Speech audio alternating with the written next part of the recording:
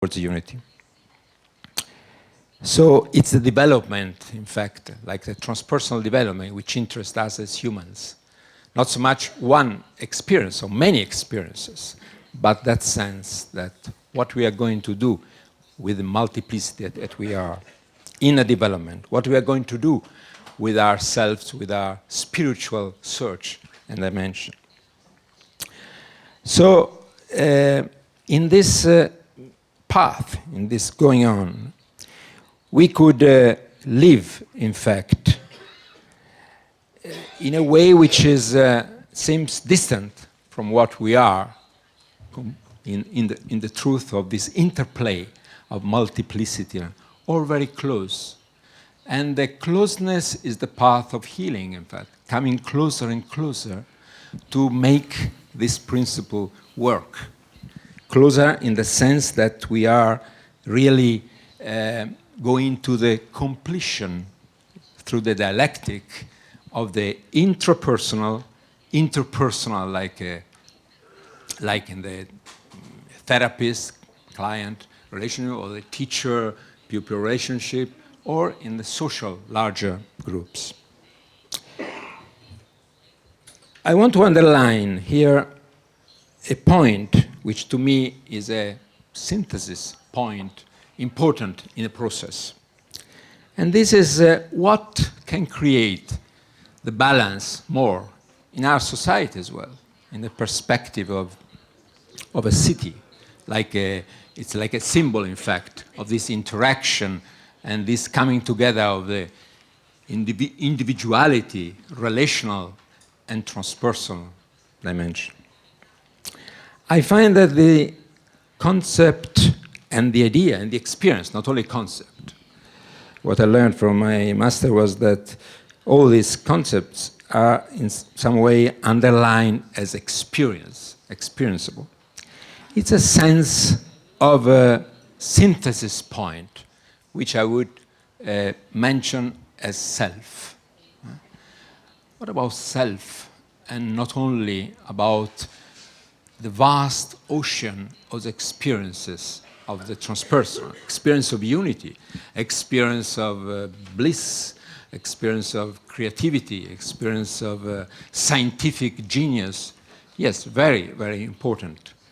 But what about experience ourselves as something centering the complexity and multiplicity of what we are, or even creating a balance between the transpersonal dimension and the personal dimension?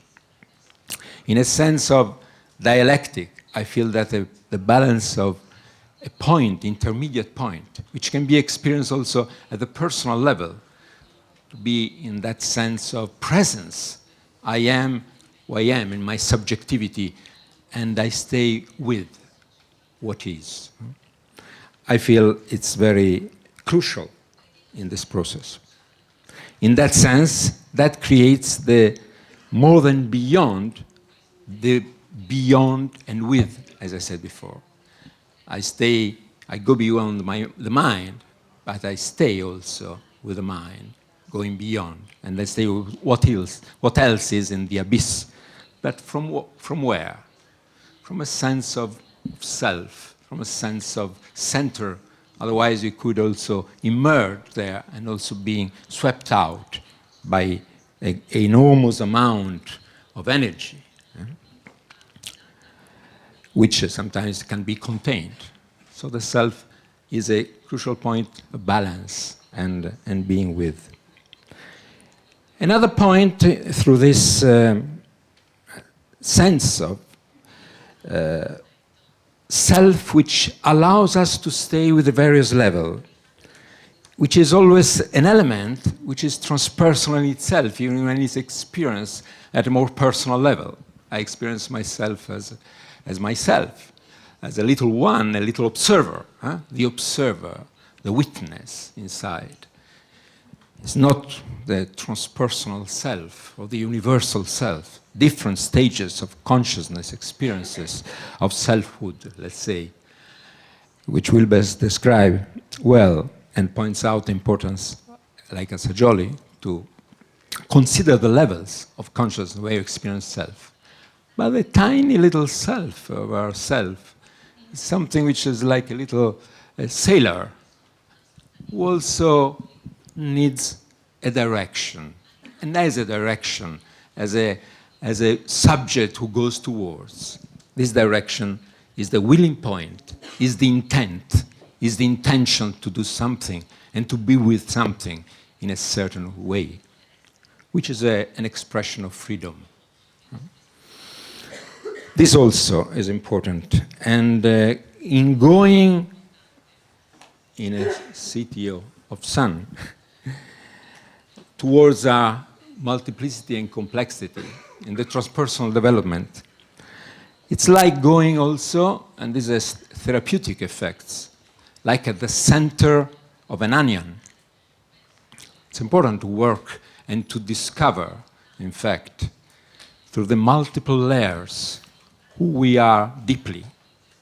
And in going inside the onion, for example, technology of the sacred, and we know about very important techniques, holotropic techniques, holotropic world, other body roots, meditation aspects. It's a way to pass through different vehicles, but not to step and stop only in one part. Satisfied, I reached. No. Perhaps the transpersonal is not even there until I go, in fact, to the center. Working with the body, for example, this is a very important way, and we have this sense of wonder, in fact, like an experience, transpersonal experience. Oh, I find the quality when I go really inside. I'm the stuff, the emotional stuff, the instinctual world, the certain archetypes. But then, until I go very deep, I don't find that. So that way is a way to find unity through multiplicity, but to get this will to direct and to synthesize all that in going deep. And then I made the quality. So this centering, 5 minutes? 7 minutes. Not bad.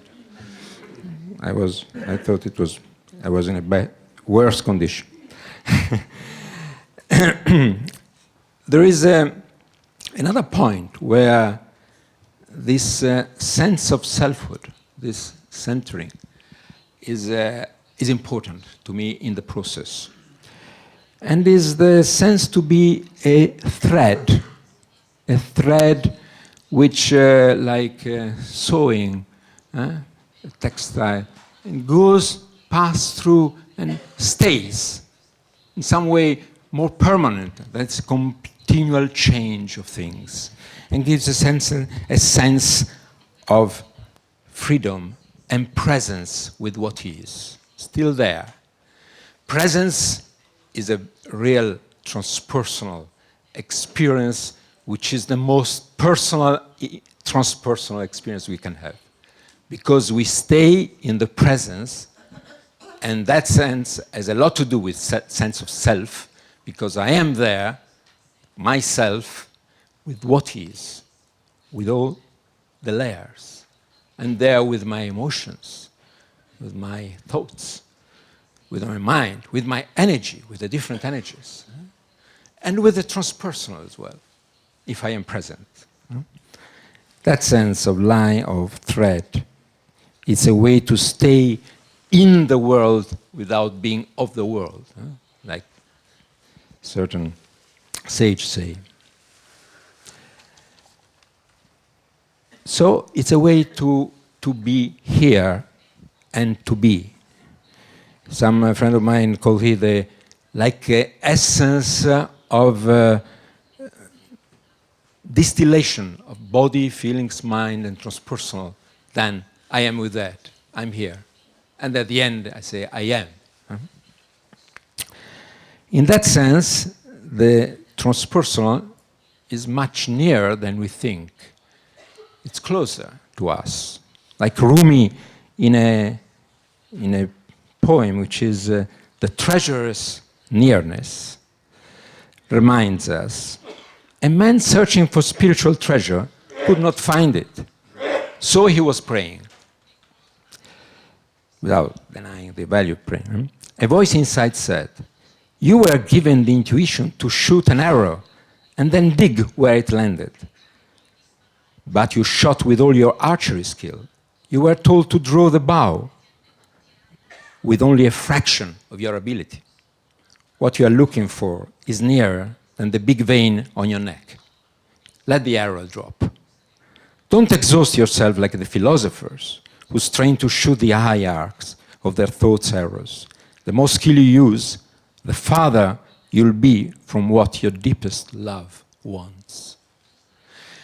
And the deepest love wants are really this motivation point, like certain basic, connected to the transpersonal qualities of life, the essence, that pushes us or attracts us in life. I use a concept, and I like to sometimes there's a misunderstanding around this word, because when you speak about soul or spirit, embodied spirit, it seems that the soul can't be wounded, or the soul doesn't claim it's there, in the presence. In some. But I like to call the word, the expression, rights of the soul, like a charter of rights of a citizenship of the soul in life. And these rights, like the right to be here fully, the right to be loved, the right to affirm yourself, the right to be related and free. So different. I don't have time to cover.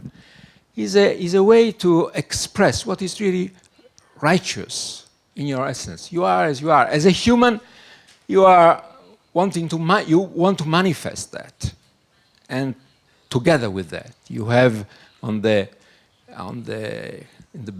backyards, you have the qualities, you have the love, like a code of the soul, through this wanting to manifest as a right. So a lot of pathology, in fact, is that's in that sense, which is a misunderstanding of the wounding of the soul. Wounding means that there are obstacles in the full manifestation of what we are.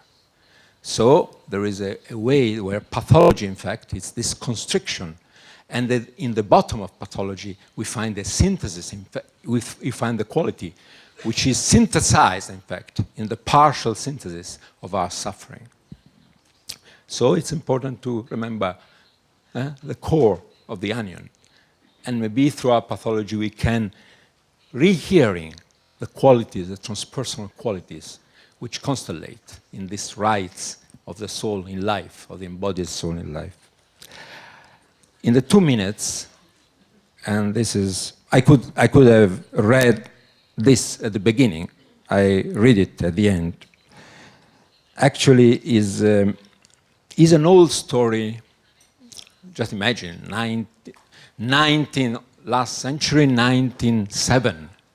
Assagioli was 19, and he was immersed already in the culture of Italian philosophical Florentine culture, and writing on a journal which was very important at that time, Leonardo. And he wrote this little story, which is a transpersonal story. It's called Fantasia in re interiore. In English, it's difficult to translate this in English, I should have in Italian. In re interiore is like the musical note. Re, but the name is symbolic. And it says, there is a city, that's the city of the sun, in a far distant time, but very close to us inside, which was near a very high mountain. The life of the city was similar to those cities which are in the world. The only point which was really unique, importance of uniqueness, it was that this city was very close to a mountain. And the climbing apparently was impossible of this mountain. The peak was always surrounded by clouds, and nobody could really see the top. Moreover, there was a strange legend about it, which said how on top of the mountain there was an invisible castle. And in this castle there was a king. King is re, il re in Italian is the king, not the musical. D, translated in English, fine, thank you. D is re. There was a king imprisoned by a curse. And this king waited for a long, long time his liberation. One day, an old stranger came and getting together all the population, multiplicity of people there, on a square, started to speak about a fantastic story. So there was a storyteller in this place. About himself, he said that he lived in a city similar to this one where he was. And this city was at the bottom of the mountain. And on the top of the mountain, among the clouds, there was an invisible castle called the Castle of Light. Some attempted to climb this castle, climb the mountain to reach the castle. But many died because they were unprepared to this test. A lot of people then really said bad words against the castle. And many thought that it was all fantasy, nothing really true. And they denied the existence. I nearly finished. But one day, the stranger continued. A young man with a lot of faith, a pure heart, and a courageous will discovered a passage, a secret passage, and he started to do the climbing. And without stopping in front of the obstacles and about all the temptation of several meetings, he reached the top of the mountain. But he never came back. However, from the top of the mountain, he continued to remain in contact with the citizens, the multiplicity of citizens, sending them with mysterious ways messages of joy and harmony. The stranger couldn't continue the talking because the authority came and accused him to create disorder in the public, and he was condemned to death. But when the execution happened, the clouds that always covered the peak of the mountain opened and revealed to everybody the top of the mountain, splendid, glorious with light. The story finished here, and I don't have time to comment the story, and the comment is for your heart, if you have listened with the heart. Heart and will, feel, are really the ingredients when we can say with a phrase, a human phrase which is very popular nowadays by President Obama, yes, we can.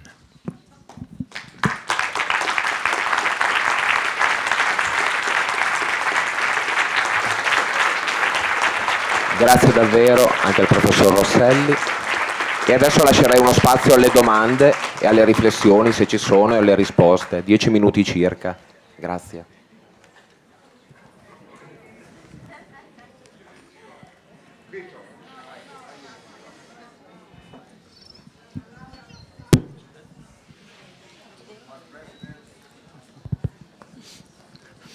Hi, John. Well, this one is for you, because I must tell you that I paid careful attention to your intervention, and I don't believe you. Mostly because yesterday you told us about that dog that would jump 2.5 meters high.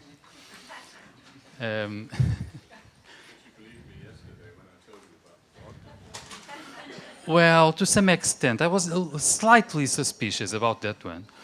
But anyway, you were saying that you have no answers, almost. So, because I don't believe you, I want to ask, if you were a banker, what would you do differently?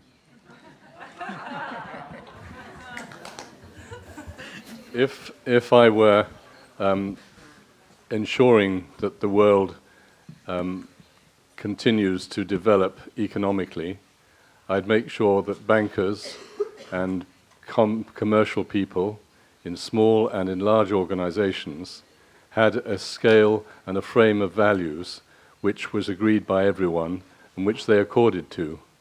But that's of course very ambitious, because we all want to have scales of values for others, not always for ourselves.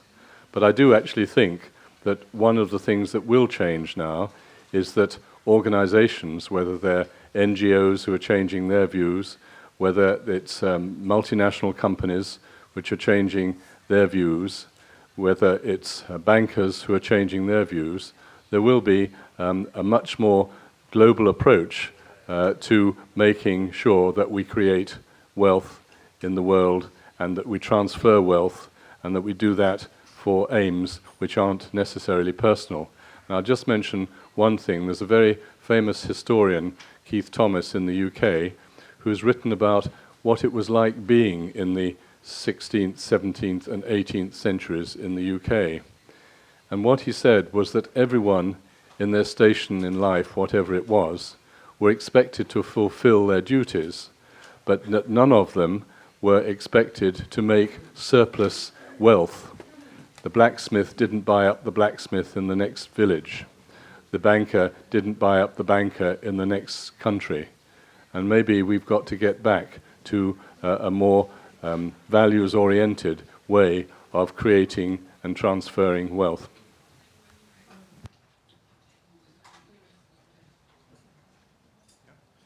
Is this on?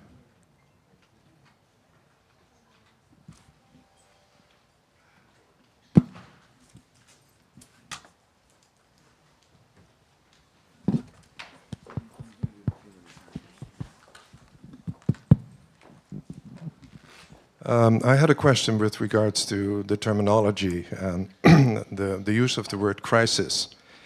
And what came to mind as you were speaking is that there was a time when we considered pregnancy and birth an illness. Maybe the time has come that we stop seeing what's happening today as a crisis and start seeing it as a birth.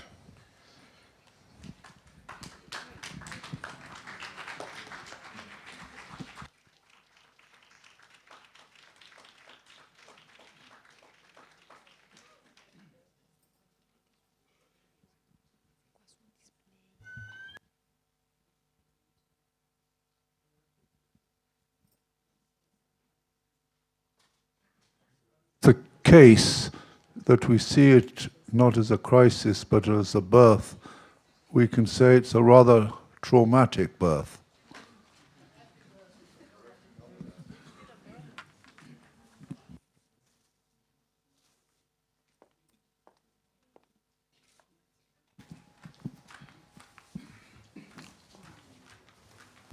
Grazie. Non ho una domanda ma una comunicazione da fare, mi piacerebbe avere un commento sulla possibilità di praticare una dimensione più ampia che non sia solamente quella materiale, a livello sociale, a livello collettivo.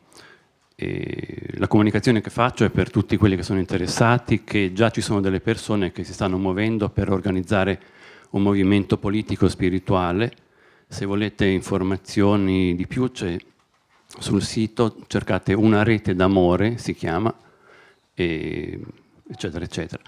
Quello che voglio dire è questo: la caratteristica di un modo diverso di agire secondo me, è quello di cominciare da subito a non aspettarsi che qualcun altro faccia qualcosa. Cioè il sistema di deleghe progressive di potere, per cui dopo arriva una persona che dovrebbe essere migliore degli altri e mette in atto delle decisioni migliori di quelle che possiamo pensare, è una cosa che ha visto che non ha avuto abbastanza risultati, credo io. Quindi la cosa che effettivamente è diversa è quella, la possibilità di mettersi in prima persona ad agire. Se noi vediamo anche l'esempio di Campanella, adesso c'è la Città del Sole, quindi viene da un'esperienza che è quella del monachesimo, in cui avevano incominciato a costruire una società alternativa in piccoli nuclei all'interno di una società abbastanza desolante come era quella. E il cristianesimo aveva incominciato a prendere su di sé, adesso non per esaltare il cristianesimo, ma assolutamente, ma solamente questo aspetto, aveva fatto qualcosa di diverso, che aveva cominciato ad anticipare le cose che voleva che poi si realizzassero. Io lavoro come terapeuta della Gestalt.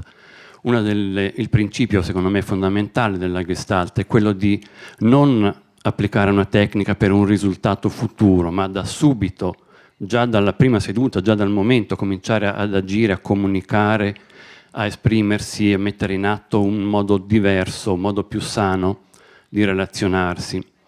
Quindi credo che questa sia la differenza fra una politica, un'ideologia abbastanza logora, che è quella di aspettare, di rimandare in un futuro e sminuire il presente,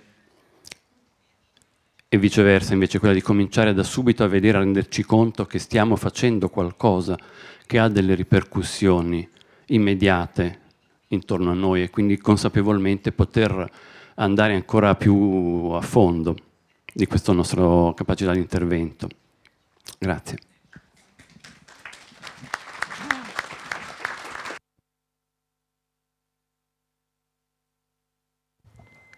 Abbiamo ancora 2-3 minuti se vogliamo fare altri interventi.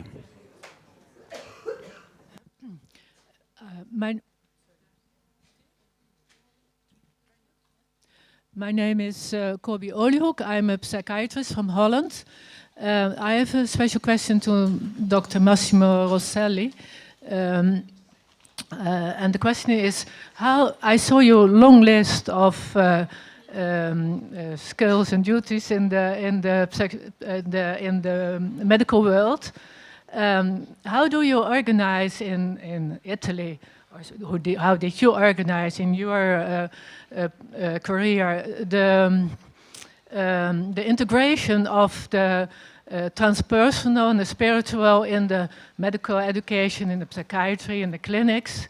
And is there something in the curriculum of the psychiatrist that deals with spiritual and transpersonal elements and knowledge and experience?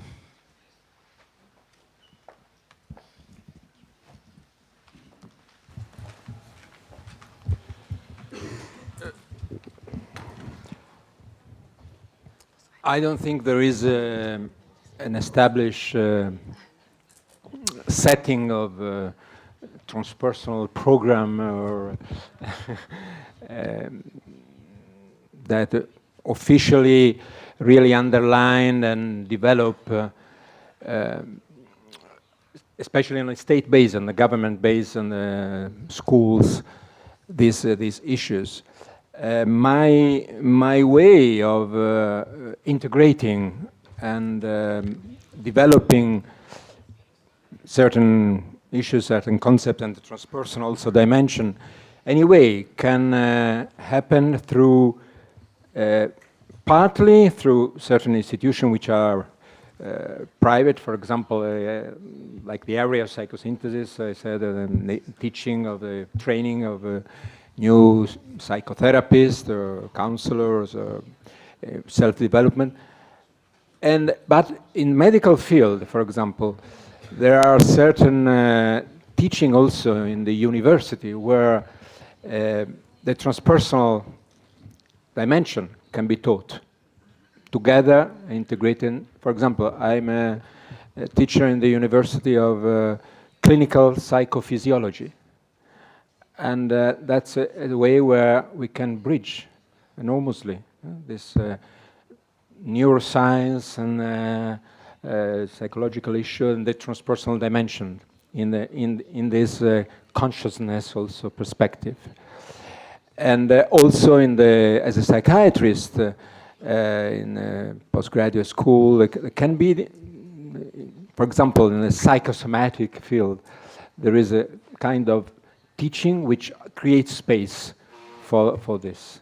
So I would reply that even if it's disappointing not to have enough organization of certain teaching on a government base and state base, anyway, there could be ways where a certain opening can happen through the official teaching, where this integration might happen.